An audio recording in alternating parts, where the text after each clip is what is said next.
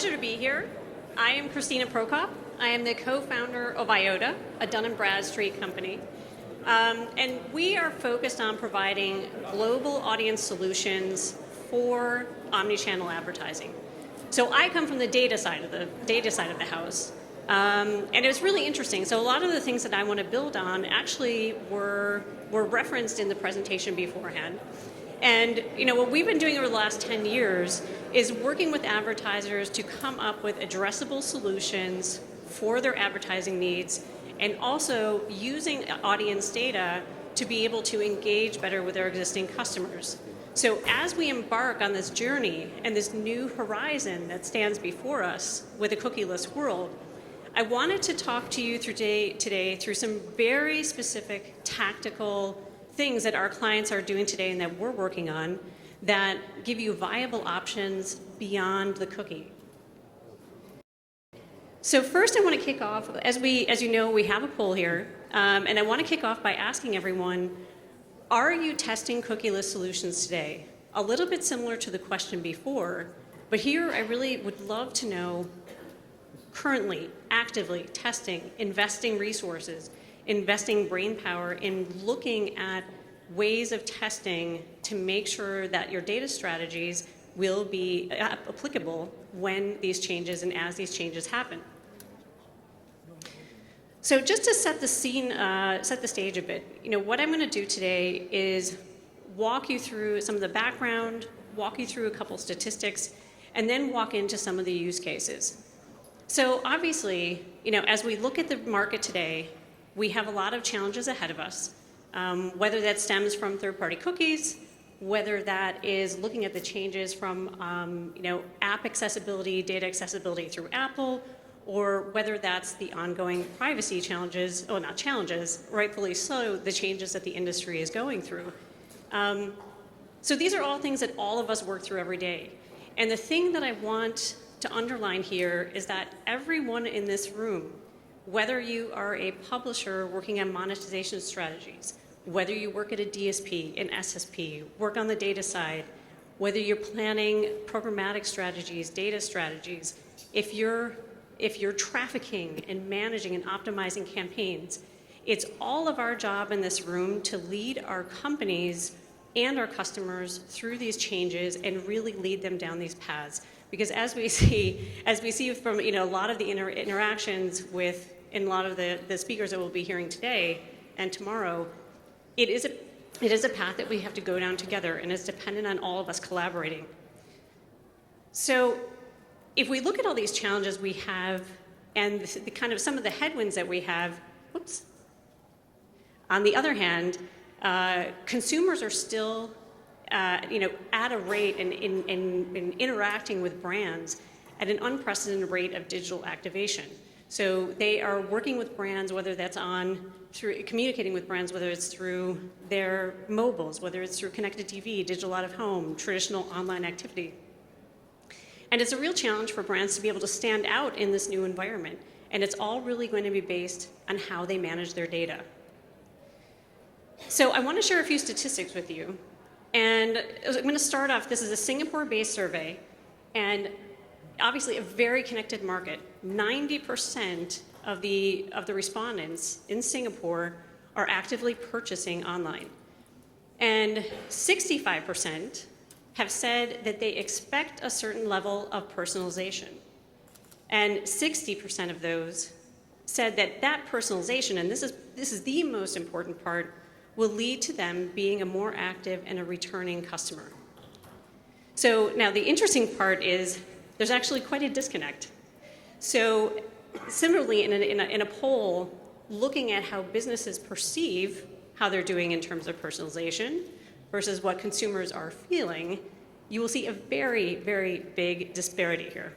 So 62% of businesses think that they are doing a good job at personalization, while only 15% of consumers feel like they are receiving personalization. So this is obviously a huge discrepancy, but this is really exciting because this is where the opportunity is for improvement. This is where all of us can use data to bridge that gap and more effectively use audience solutions to turn these consumers into returning and more valuable customers.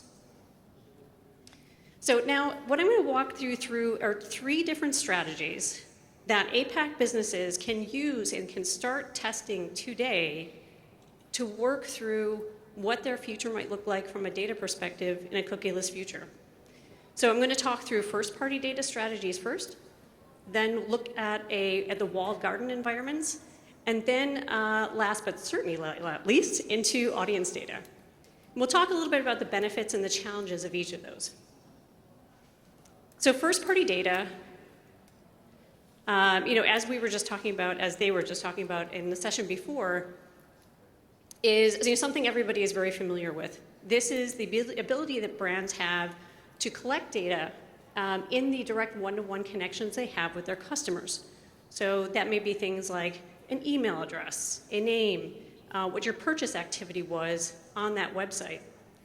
And the benefits of this is obviously this is the data that cannot be replicated by anyone else. This belongs to you and only you. It is a view into the customer that is your little pot of gold. So that's what really makes it a absolutely non-negotiable first step in creating data strategies for the future. Now, there are some challenges also. Perfect segue into what I was going to talk about today. They mentioned some of these before. You have the challenges of scale. Not only the scale of how many touch points do you have with those users, what information are they actively sharing with you, but also the frequency with which you see those users and can reactivate with them. So limited a bit in scale, can be used in a lot of environments where people are logged in, and you can use it. It's a very effective tool for marketing and advertising to existing customers. So if you move into the challenges of first-party data, using data for prospecting or looking at how do you go out and grab more users, how do you win more business, that's a bit more challenging with first-party data. You also have the challenge, again, the frequency with which you see users and the depth of data you get from first-party data, depending on what type of business you are, can also be a challenge. And certainly also finding the in-house talent to be able to build these data strategies, understand how to connect it into all the different departments that you work with, and the siloed nature. They also mention it, and we see it very much working with our customers. There are, the teams that work on the CRM data are different than the teams that work on the website data, are different than the teams that work on the order data. So being able to harness all of that in one repository and be able to activate it effectively can be challenging. So the next area I want to dig into are the walled gardens, walled garden data. So, this is the data and activation of data through primarily a lot of the social channels you see, whether that's Facebook, TikTok, whether it's through Amazon, and now some of the retail media networks that are very quickly overtaking the programmatic landscape. So there are a lot of benefits. This is still a very quick, the acceleration of use of social channels still is unprecedented. The most important benefit of the data that's within social channels is its addressability. So you have, as opposed to first-party data, you have users very active, logging in repeatedly per day. You have a lot of information about their tastes, their likes, who they're connected to. So I would argue from an addressability standpoint, there is nothing that compares to the social channels. However, also comes with its challenges. So if you look at me from a social perspective, the data that you see and the user that you see can be very, very different across each of those channels. If I look at the way that I interact when I'm on TikTok versus Pinterest versus LinkedIn, to a marketer, there would be no connection, none. I look like 3 totally different people. If it wasn't for possibly my email address, which also is different on LinkedIn than on the other 2 channels. So one of the biggest challenges with the walled garden, using data in walled gardens, is it is just that. It sits in the name, the challenge. It's walled. There's no insight into how that data is composed, what is actually beyond that closed wall of the social channel that you're targeting into.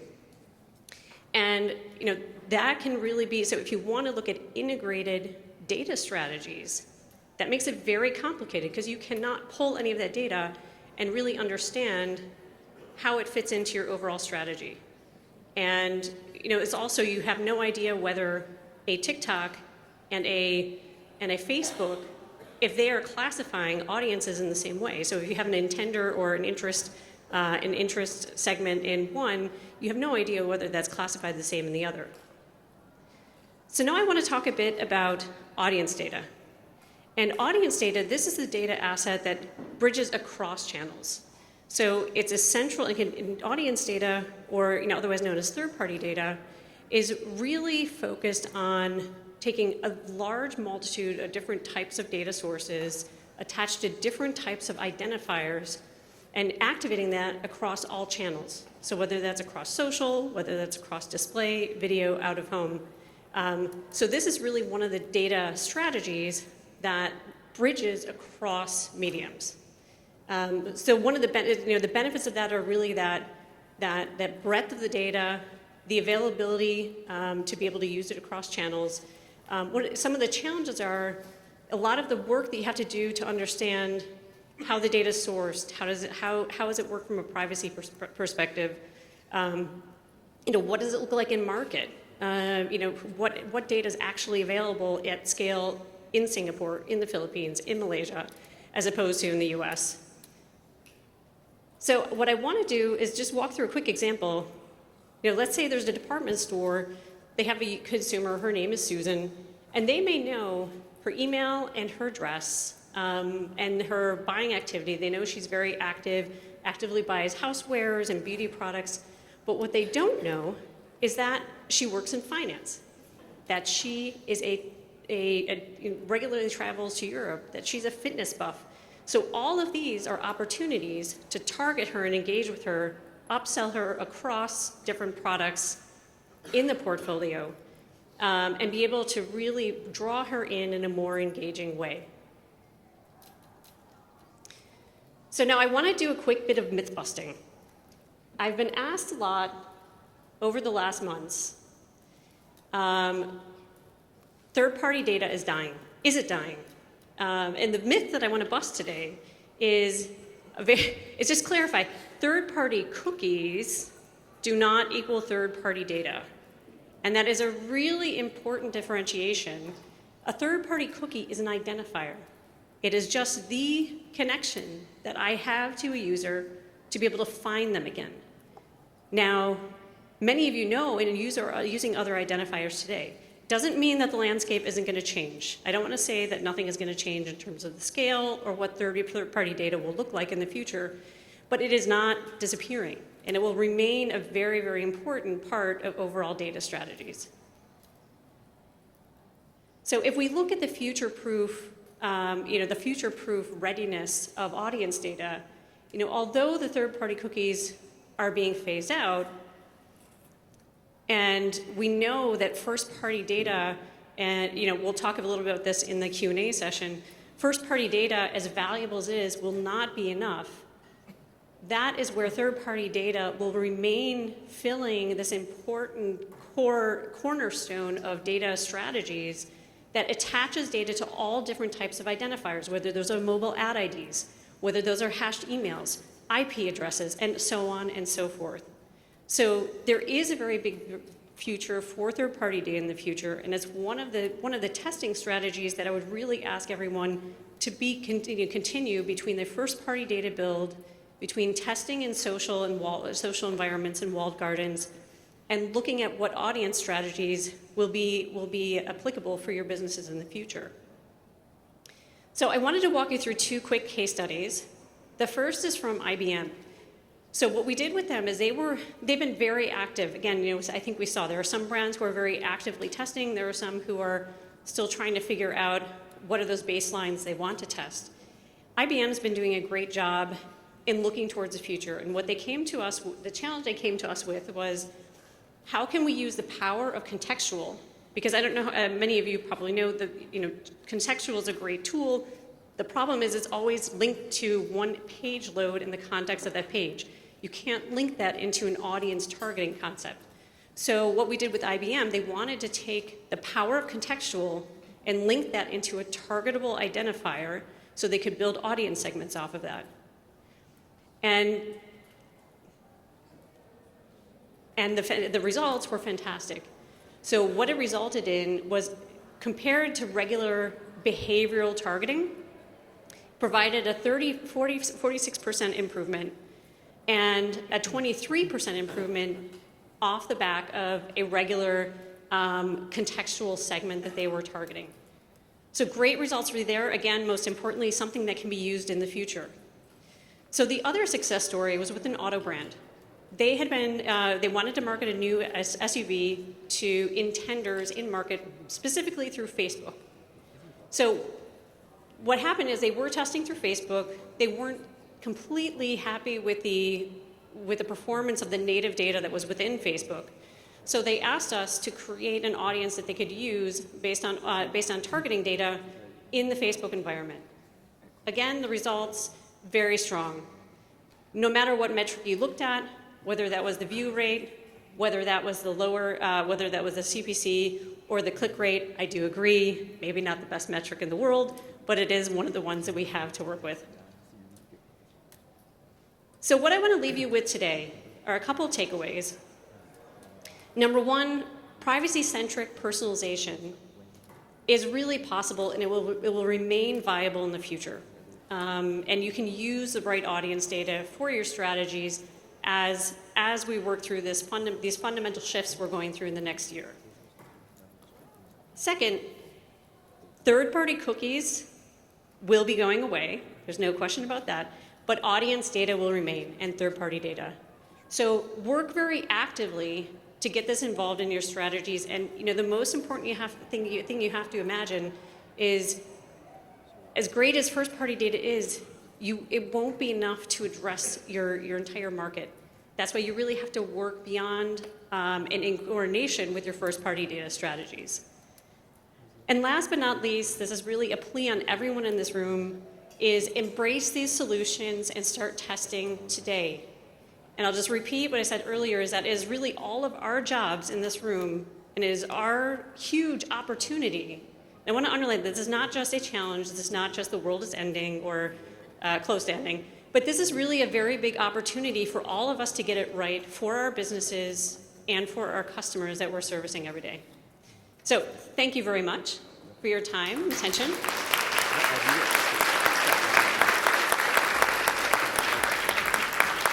I think we're going to go into Q&A.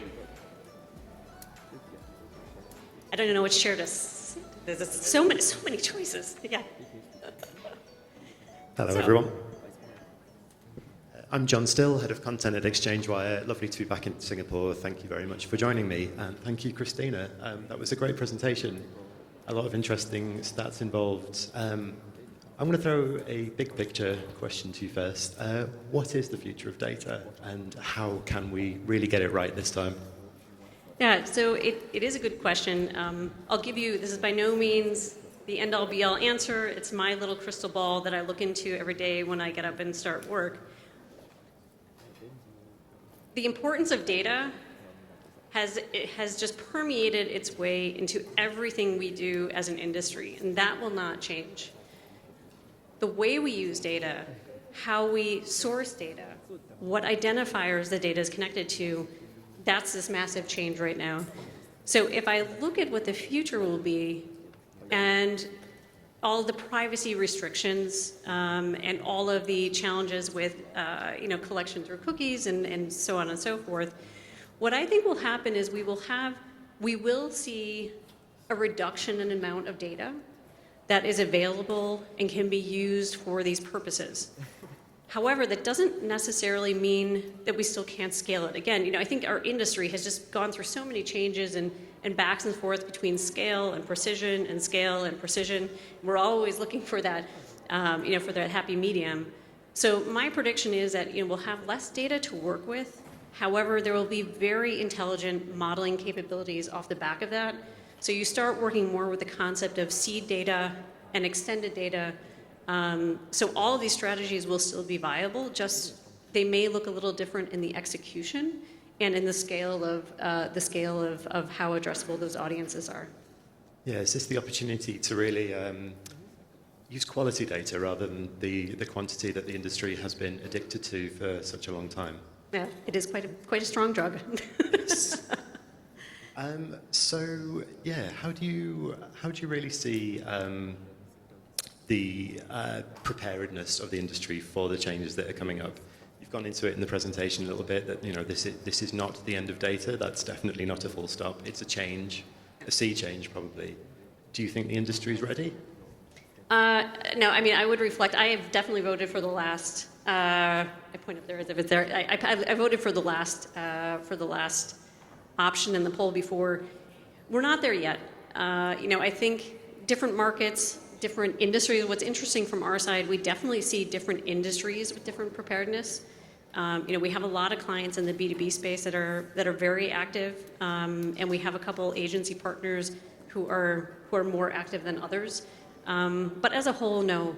I think what we have to do, and again, I think that this really needs all of us working with the agencies, working with the DSPs, working with the SSPs, everywhere where data can be activated to help figure out where and how they can test. Because I think for a lot of customers we work with, it's a little bit of a deer in headlights situation where they know they have to do something. They don't really know what. They don't know how to get started because it is quite a monumental project.